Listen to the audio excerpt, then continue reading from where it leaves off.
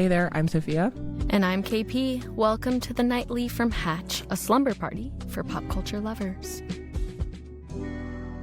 And tonight, we are deeply excited and deeply validated for our love. For our love. We prayed for times like these.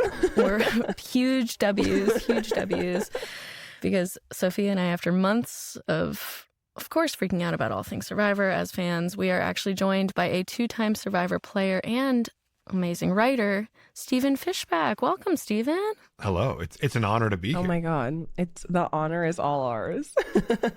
We hear, little birdies have told us before we get into all the juicy goods, and I'm so sorry for saying juicy goods.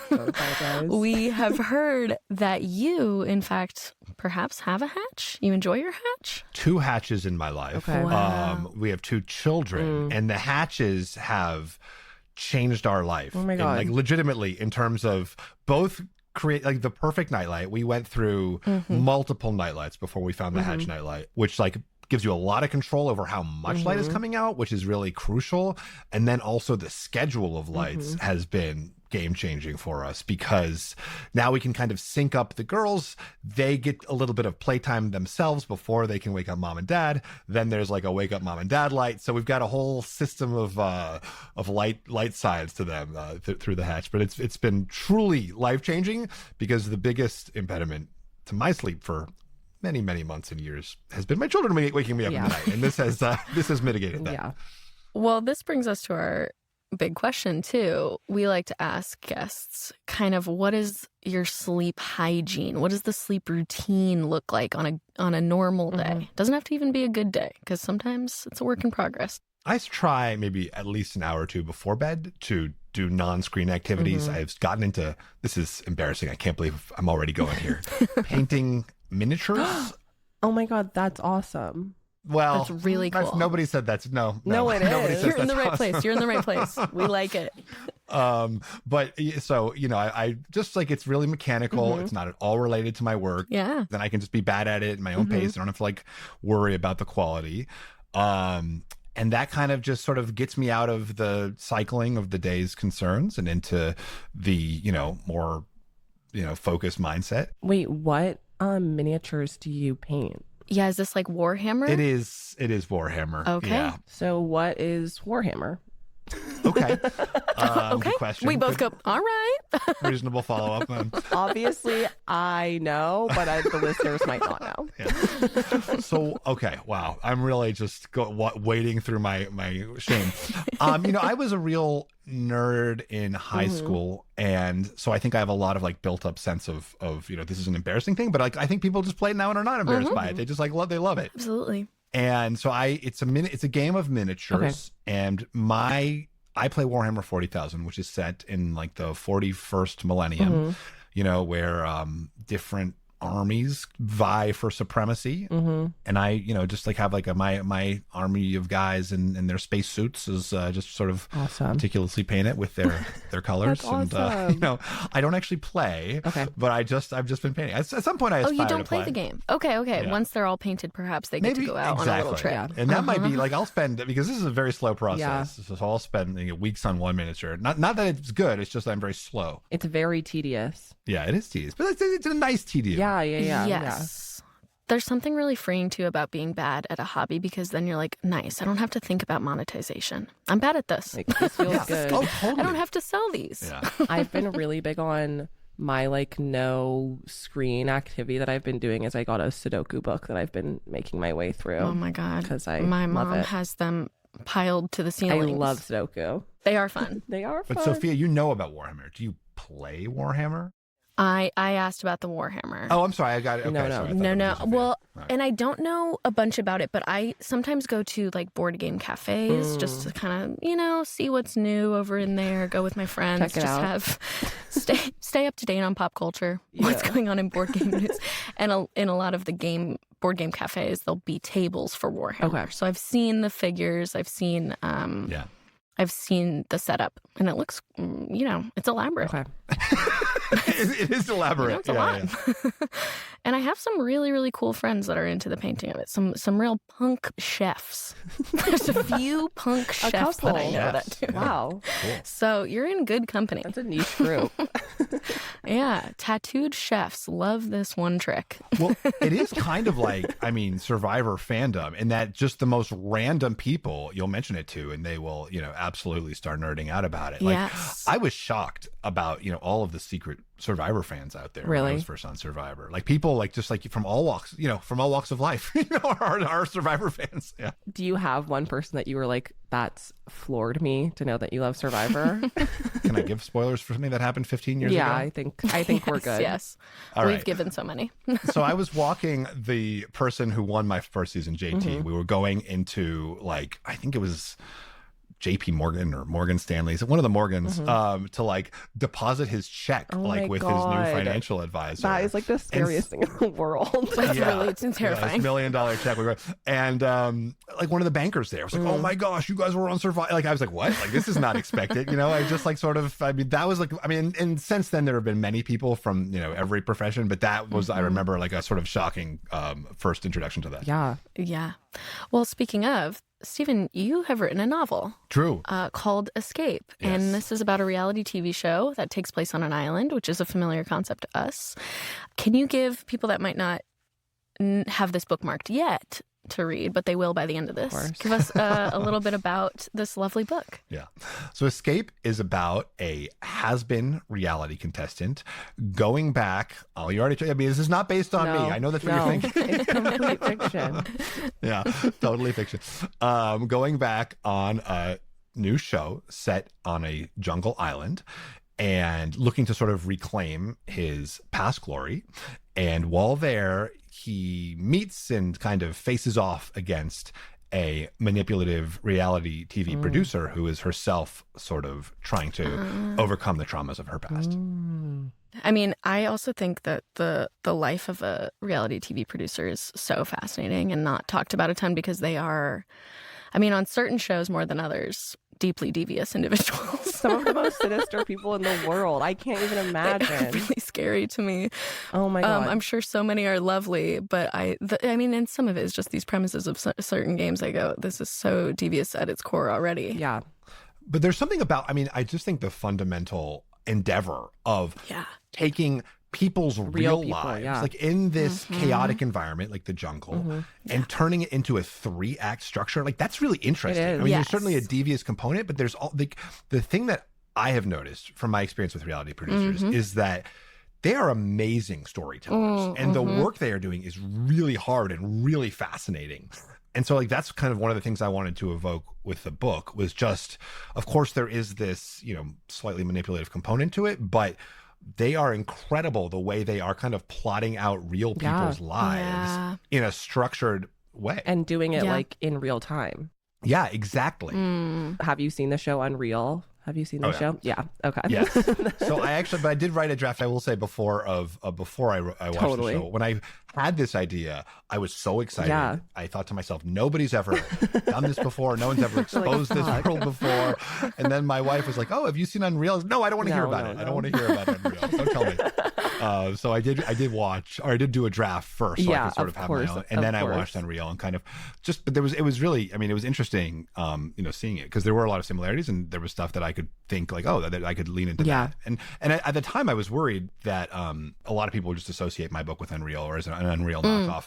But fortunately, it took me so long to write this book that now it's more sort of like a loving, something from the past that we love to look back that's on. kind of that. This is, and for the listeners who don't know, Unreal is basically this show that, came out a pretty long time ago and is basically about a producer on like a fictional version of The Bachelor. That's really interesting.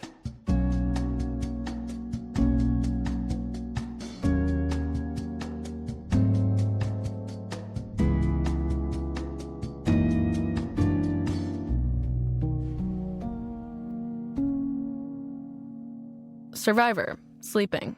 2 things we're talking about today. Now, would you find that without a hatch on the island, was your experience sleeping on Survivor? What does that sleep routine and hygiene look like? Yeah. So anyone looking to have a good night's sleep, I would not recommend bamboo. Oh my God. So both my seasons of Survivor, I was really fortunate. So I started off on these really, quite uncomfortable bamboo poles where it's really hard to find. They're hard, and they're also it's an uneven surface, and it's because there's two logs next to each other, so I was often like slipping in between the different logs, and it was pretty unpleasant for a few nights. And of course, but there's something soothing about being on the beach, the wind rustling through the dried fronds. But both of my seasons of Survivor, I was fortunate that I ultimately ended up in hammocks. Oh my God. My first season, we won a hammock in a reward. And my second season, another two contestants, Joe Englam and Keith Nail, we got all this, these fishing nets, and they built hammocks for us all out of fishing nets and strung them up between trees on the beach. Wow. So every night I would lie in my hammock, and I fortunately, it was chilly, so I fortunately had a jacket that I could put over myself and sort of like rock to sleep in this fishing net hammock, looking out over the sea. There'd be fishing boats in the distance. I could see their lights, and it was actually incredibly soothing. Yeah, a real upgrade over the shelter. Yeah, but it was actually like a lovely night's sleep, which is not something people usually talk about on. Well, people Survivor. try and simulate stuff. I mean, the fake wave ocean crashings. You had the real thing, so it is like people do try and simulate as good as that gets. Yeah, but then when it rained, and I had to go into the shelter, and it was both uncomfortable and getting rained on. The simulated rain is a lot better than the real rain. I will say. I've camped in the rain before. And I did like a 5-day version of Survivor where I was just sleeping on the ground. Very fun. But even the smallest bit of rain, I was like, yeah, this brings your mood down to a full zero. Course. This is just, that one's a little tough. Did you prepare? I mean, I'm sure you prepared very hard for this show in general. Did you prep for like the lack of sleep at all, or like the way of sleeping? Did you sleep on the ground? And like, how many hours would you say you were getting a night? That's great. Yeah. I mean, certainly the rainy nights, you would get very few hours. You might be up just like, if there was a real storm, like there were a few times in Cambodia, you might be up basically all night. And that could last for a couple of days, which would wear on you, of course. But, I think normally we would there's nothing to do and there's no lights. So when the sun goes down, you can't see a single thing, And so when the sun goes down, you really just go into the shelter and sleep and wake up when the sun comes up. And it may not be the most restful sleep if you're on those shelter beams, but it can certainly, it's not horrible sleep. And you don't have to do a lot the next day. You just have to sort of exist. Yeah. Yep. I feel like if I don't get like a full 9 hours of sleep in my like comfortable bed, it's game over, and the thought of that is just so crazy. I usually am like, I'm kind of a 6-7 hours. Wow. I keep it kind of low. I know, but that's just my normal. Everyone's got their normal. This just works for me. But I did recently, I was getting really, really bad sleep, and I was noticing my word recall was like way worse. And I was like, whoa, I'm getting ancient. Yeah. But no, it was just one bad sleep can really make you be like, I've lost it. I've just lost it. Well, I remember after like there was one during like the worst of our storms during the monsoon in Cambodia, it had been like 2 or 3 days since I'd had like a real sleep, and I could not speak. We were at tribal council, and Jeff Probst asked me a question, and I literally could not formulate a sentence to respond to him. Just staring back. Oh my God. Yeah. And you're at tribal for like how long? It's hard for the contestants to know because we don't really have any way of measuring time. But I would say maybe like an hour or two. Okay. It's not horribly long. Yeah, and that's the fun part, is that boring? So much of being on Survivor is just downtime. Yeah. So we're at tribal council, like that's the action-packed stuff. Your adrenaline's You going. get to play. Yeah. And I noticed in your book, you say in the first few pages that the experience with the lovely team of Survivor, you did not have deeply antagonistic feelings, perhaps, towards. Did you find yourself like finding comfort in their presence? Do you like any of the producers as people? Do you like any of them as people? I was being so professional, and then I went, all right, whatever. The end of the sentence just evolved into, do you hate those guys? No, I had, an amazing, I created like deep bonds with I'm sure. some of my producers, especially from my first season. Part of the, what works about reality producers is that like literally everybody else out there is trying to get you. Like they're actually out to get you. But these people are smiling at you. They're your best friend. And you really do bond with them. And I think the kind of reverse thing happens too, where they sort of project themselves onto you. And that's kind of how they do their job. And this sort of like really like deep interweaving happens where like they're your counselor and friend out there, and you're their kind of avatar in the game.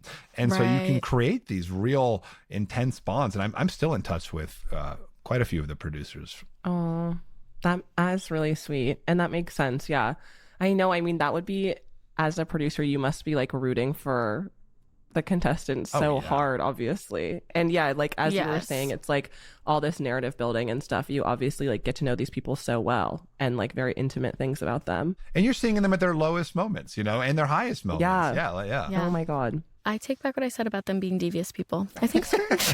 Well, you know, Survivor has, you know, the benefit of just having been this, you know, reality TV stalwart where it's been on the air for 25 years and it's got this built-in fan base. I think a lot of these shows have a lot more pressure to kind of deliver on excitement and big moments and like meaningful storylines, because otherwise they're not going to get a second season. You know? So you really have to keep the momentum going. Yeah.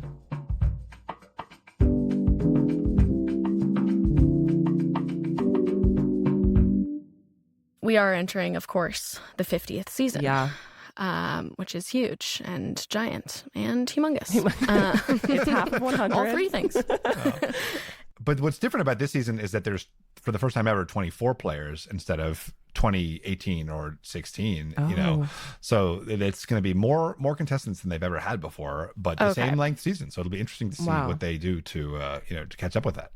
Is this one of the changes to 50 that you're in favor of? Oh, yeah, I'm really excited. People will have more space to play. You know, if you are the one outcast on a tribe of 6, you know, everyone's like quickly piles on that. They make an easy decision. Then it's just like it becomes a little bit formulaic in how you play a group of 6. But with 8, it's a little bit harder for there to be such a clear-cut majority group. And I think it'll make it a little bit more interesting. I also just think like any kind of structural innovation is just going to be fun to watch. You know, how are they going to do double eliminations, or, you know, this huge game with now, you know, 4 more players? It'll be interesting to see.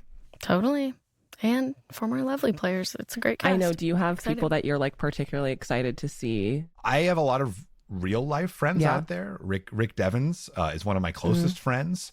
He was on Survivor: The Edge of Extinction, and I'm really excited to see him go out again. He always has like, first of all, he's hilarious. He has brings a lot of like joy, and he also plays really hard. He's good at challenges. He's great at finding idols, and he's great at the social game. So I'm really excited for him. Christian Hubicki is another good friend. God, I love truly can. I mean, he's just Christian is one of the most universally beloved players that exists. And the other, I mean, Suri Fields is another one who's played a lot of time.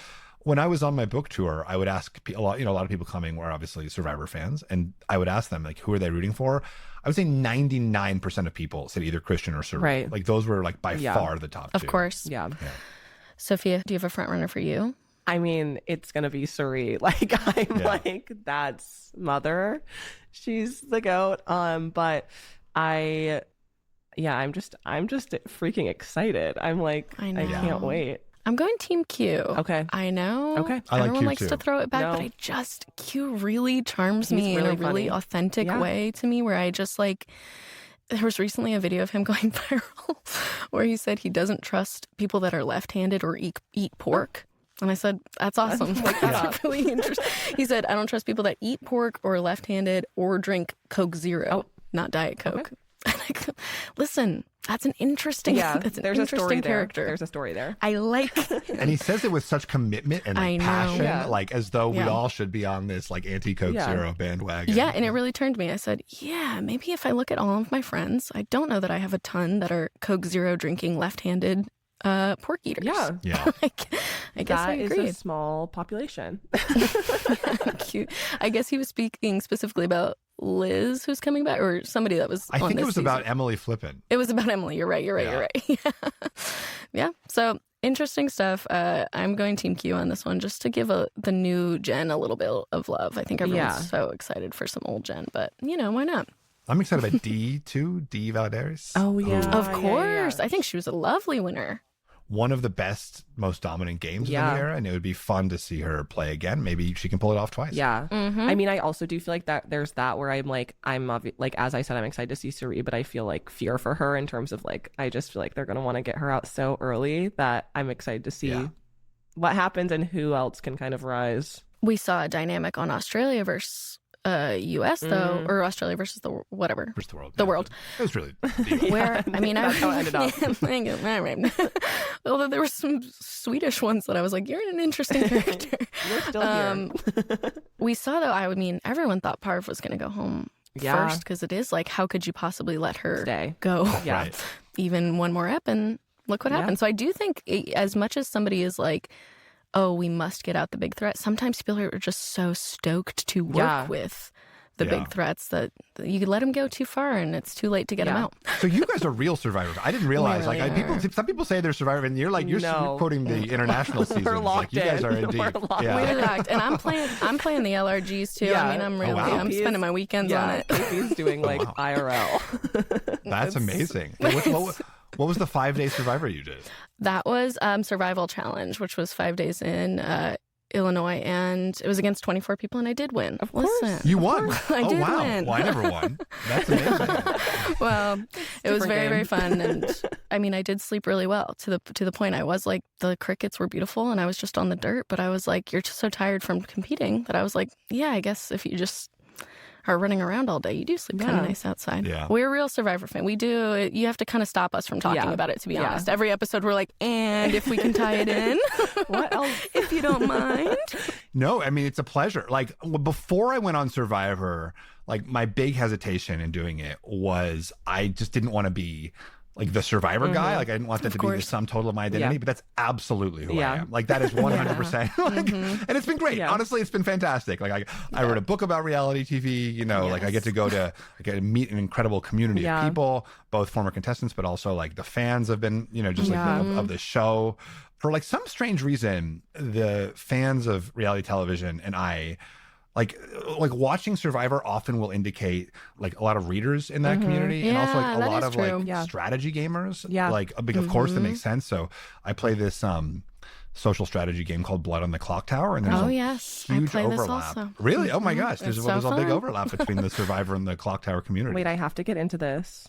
It's really fun. Oh my goodness. Okay. I'm gonna look into this. It's like Mafia or Werewolf, but like the best version of those two. Yeah. They've gotten rid of all of the like kinks of Mafia traders where you're like, okay, well, it's just a lot of guessing. Yeah. And here it's like, okay, there's certain roles that you get a little info, but you can't trust it. Okay, good to know. It's very fun. Before we wrap, Stephen, of course we have the book, but if there's anything else you want to plug, or if you just want to plug the book more, please tell our listeners. I started it yesterday, and I'm really excited to finish it. So I'm stoked. Any plugs? Yeah, I'll plug the book again, I guess, Escape. But, you know, since this is an audio medium, maybe I should specifically plug the audiobook. It's got a great audiobook.